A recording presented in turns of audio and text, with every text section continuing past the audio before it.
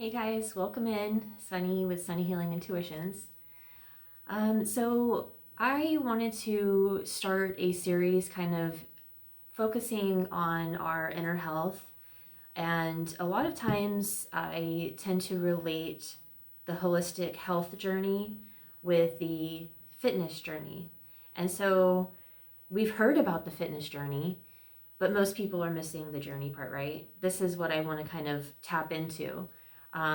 What we seem to do in fitness, right, is to run up against a brick wall, conditioned to think that the 12-week program is, or the number on the scale is the end goal. That's the end of the destination, right?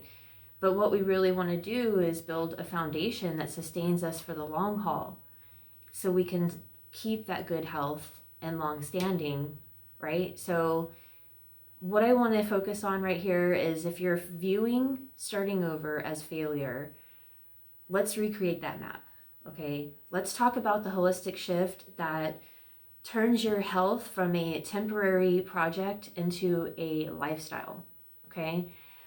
So what we find in fitness, right, this is something that most people can relate to, is that if we hit a goal or we miss a goal, the motivation dies. Just because we think that there's a 12-week program that gets us fit, if we follow the diet, then we will look the way that the people do in the fitness videos that are leading us through, and that's it, right? But that's not true. The same can happen with the spiritual journey. We want to utilize a more holistic approach in both of these foundations, these practices that we're building for ourselves, right? So the ultimate goal for others, or for most, I should say, not others, I don't know why others came out. I'm a little ADHD, I have notes in front of me, and I tend to go off track, so I'm just kind of trying to keep the focus here.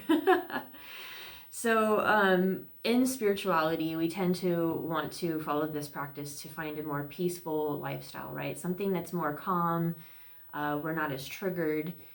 But we have to realize that it takes time and practice to get there, just like building muscle.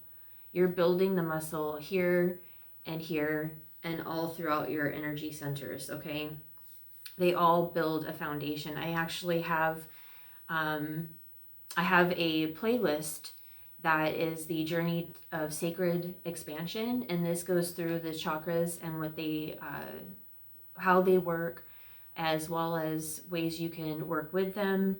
Then there's also information of when they're out of balance versus when they are in balance, how they can, the causes of the blocks and the imbalance, and how you can get back into balance. Those are in that playlist, okay?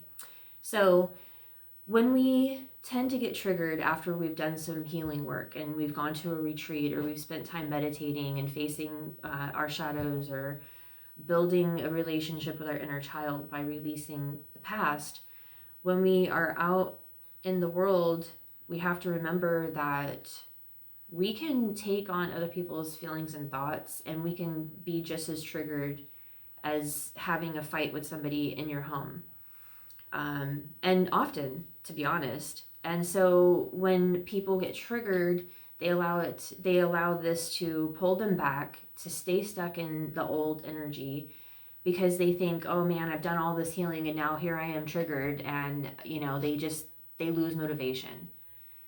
This is actually a way that you can show up each day for yourself, each moment.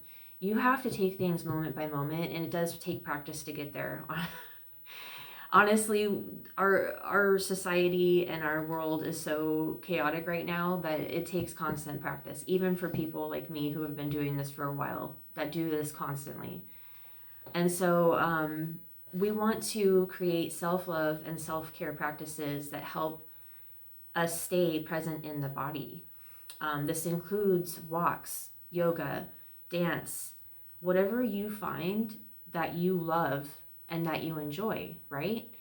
If you are, it's like going to the gym and you have this trainer and you're super excited, but they keep pushing you to do these machines that hurt your knees, or create pain in your back, and you just don't want to do it. So then you avoid going to the gym, right?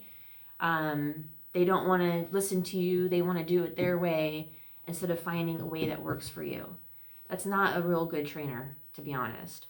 We do have to shop around, obviously, but that's besides the point. We don't want to get to a point where we're forcing ourselves to do a practice that we don't enjoy. If you don't enjoy sitting in stillness, which you should do at least 5 minutes, I mean, let's get real, but you can sit outside and just stare at nature, people watch on the coast or on a boardwalk or in a mall. You can just allow yourself to get still, to let whatever thoughts come through to just kind of glide by like the clouds in the sky, or throw it into the river to be, to keep going. You don't have to judge it. You don't have to really pay too much attention to it. It's just allowing your thoughts to clear, to let your mind to still and just allow things to happen. And that helps. You can take part in yoga or even do just stretching, like yin practice, yoga yin practices. Those are more feminine, which means it's more soft and more gentle rather than a vinyasa flow that's more grueling for people who don't normally do a yoga practice. If you're not used to doing yoga, you can dance, ecstatic dance, somatic breath work. There's so many ways, but just find something that you enjoy so that you're motivated to show up for yourself every day. This is going to help you to stay present in the body as you're out there working or at the grocery store or stuck in traffic. And, sometimes when we're stuck in traffic or we get stuck behind someone that is slow, for a reason, no matter what it is. Take that as a sign to slow down and to enjoy the scenery around you and to get present in your body. That's usually a reminder that we need to slow down. So this also allows for clarity and focus, energy and vitality, strength and endurance in your spiritual practice, right? So we're creating a self-care and a self-love practice for the long haul, because times are changing rapidly right now. And so I don't want to focus on the exterior world right now, because I'm trying to create a solid foundation around what I find that lights me up and brings me joy, and that's helping others. And so this is why I do what I do.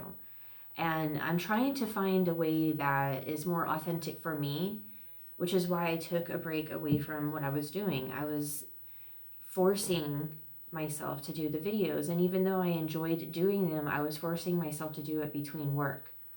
Now I've taken time, I've quit my job, I've taken time to focus on myself, and now I've gotten the ideas put together, and now I've got a little bit more clarity of how I want to bring it through.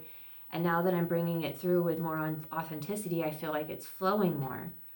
And it's because I've taken time to get still within myself, and it's feeling into what I find is enjoyable. And I swear there's ideas that go through my head as I'm doing my workouts every day. And sure, I'm doing an 80-day obsession, but this is my 4th time going through this workout. The first time I went through it, I was very much a beginner. I jumped in and it was overwhelming. And I've done 27 years softball, 12 years of roller derby. I've had plenty of injuries, especially to my back. I've got a herniated disc. I've got 2 bad knees, 2 bad wrists, shoulders, neck injury, ankle. I mean, but like I was forcing myself. Because growing up, I've had trouble finishing the goal. And that's why I'm so passionate about this, because I found something I love. And it's not only spirituality, but I found a healthcare practice that works for me. It's because I'm present in my body, and I know what my body needs. And I know what I need to allow my body when it needs rest, when it needs more softness, when it needs maybe just a simple walk outside for 15-20 minutes just to get my body moving rather than pushing and lifting weights.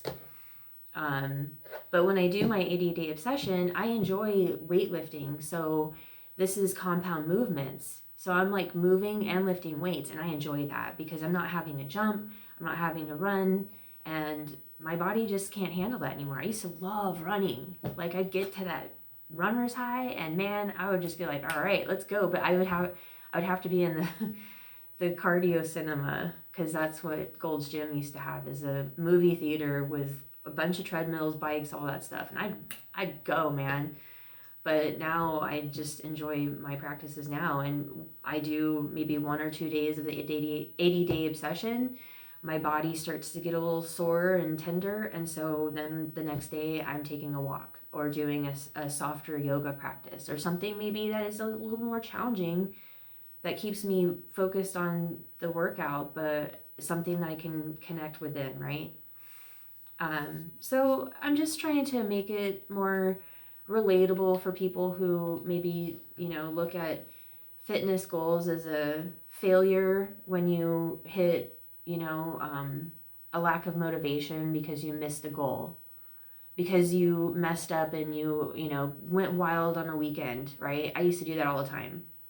I still do sometimes. I mean, but I allow myself to enjoy a good meal. I nourish my body, but I still like to enjoy, some tacos once in a while, or some spaghetti, or not saying spaghetti's bad. I'm just saying, like, when I order out, pizza, right? Burgers. I love it. So it's all about the journey, not the destination, is pretty much what I'm getting at. So how do we create this shift? We want to look at viewing movement as like doing it for longevity and joy, right? Relating to what I was saying about finding something you enjoy, not just a calorie burn. Don't look at it as, oh my gosh, I got to look at how many calories I'm doing versus what I'm burning. You don't have to look at that with your spiritual practice. You just try to find ways to move your body. Find what you find fun, that you enjoy, okay? That if that means walking outside every day, do it. Walking changed my life when I got sober, okay? That's what I got addicted to, was walking. And next thing I knew, I was like, okay, well, I love walking, but now I want to get back to working out, right? And so I was able to do that. I took the steps to get there. And I was walking maybe a half a mile for a day, right? A couple of days. And then I got up to a mile for maybe a month. And then I got up to 2 miles, almost to the coast. And I was like, okay, so that was maybe a couple weeks to a month. Got out to the coast, and the next thing you knew, I was walking 8 miles. And I was like, oh, man, I got to pay attention to how far I'm going so I don't walk too far and, I got to walk back, right? So just this helps you to show up daily and to set time aside for it, right? This helps you to do that. So nourishment, right? We want to feed the brain and the gut, not hitting macros. That's not what we want to focus on when we're looking at our health as more of a holistic health approach, right? We want to feed our body food that sustains us. So that's vegetables, meat, if you eat meat, if you don't, plant-based meat or protein. We do want to get carbs. We don't want to cut out carbs, right? I mean, if it works for you, great, that's cool. I'm not trying to tell you what to do. I'm just trying to say that we want to feed our body food that is from the earth, food that's going to fill our body up with the nutrients that we need. Because all of these veggies and these products are actually part of that original food triangle for a purpose. It nourishes our bodies and it sustains us to fuel us as we're pushing our bodies when we have to work, and do things that may be straining. But we also want to create a clear focus and better digestive health, which actually helps us to follow our intuition. This is something people do not think about. When you're going out and you eat food, you don't pay attention to maybe the chef being overworked and tired and frustrated and mad. They're putting that energy into your food. And also, when your gut is taking in food that's not good for you, you're creating kind of a block to your intuition, because now you're not able to follow that gut instinct. And your gut actually, when you're thinking about intuition, it comes from your heart. However, they're linked together. Your stomach, your solar plexus, all of them are linked basically, right? But you're not going to be able to trust that gut instinct, because a lot of times when people get that clear feeling, that clear sentience, the clear feeling in your body, it's usually a tight feeling in your stomach, in the pit of your stomach. How are you going to know if your stomach's going wild because of some food you ate, right?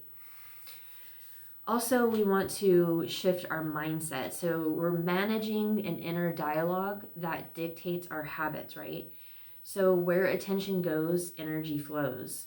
We want to create positive mindset shifts. So if you're thinking like, oh man, I just got triggered and now I've got to do it all over again, you know, all the healing. No, you don't. You have to just pay attention to what comes up and then dig deeper into that without judgment and with love and grace, because you're a human. You're going to have human experiences.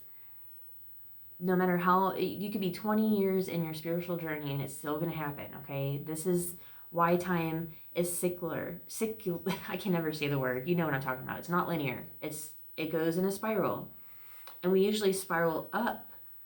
Every time we hit that trigger again, it gets easier and better, and it doesn't affect us emotionally, and we don't react to it. We start spiraling more up and up rather than staying here and hitting that loop over and over and over. Daily affirmations are very, very helpful for this practice, okay? This is helpful for you to rewire your brain so that when those thoughts do come up, you can shift that mindset into a positive thought. Like, hey, you know what? I see you, but we don't think that way anymore. We think positively now because we love ourselves. This is where we're trying to get. But this is not a destination. This is a journey. This is a lifestyle. Love yourself like you would love your best friend. This is really hard. And I'm still practicing. Love yourself like you would love your best friend, okay? Talk to yourself like you would anyone else that you love. It is so important. Recognize when you're overworked and tired, when you are frustrated, when you are angry. Just pay attention to it and then give yourself what you need. But you have to find these practices that you enjoy so you can remember to go to them when these times get rough for you. Now, we want to create a daily practice rather than chasing the end result, right?